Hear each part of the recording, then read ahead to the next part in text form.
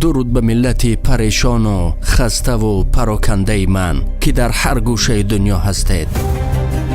از قدیم الایام نقشه کشورهای بزرگ بود که این ملت را پراکنده کرد. زیرا اگر این ملت یک شود حتی به سیاره می براید. پارچه از سخن پیامبرمان که امروز پایه های دینی و دنیوی اکثر است. تاریخ را آموزید تا آینده خود را بسازید.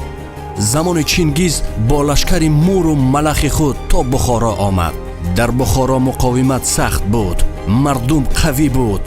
از این سبب داخله اعلان کرد اگر هر کسی خواهد ما او را عفو میکنیم، به مال و چیزی او کاردار نمیشویم، زندگیش را ادامه دهد، اما به سمت ما گردد.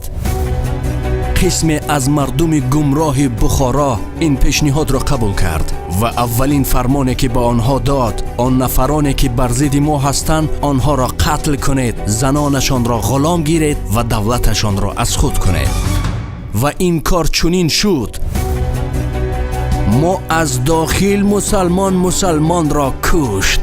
وقتی چنگیز با سری بلندواری شد، همش را جمع کرد، خرسند بودند. گفت سر اینها را از تن جدا کنید. وقتی پرسان شدند که چرا، گفت شما که به برادر خود رحم نکردید، به من رحم ندارید.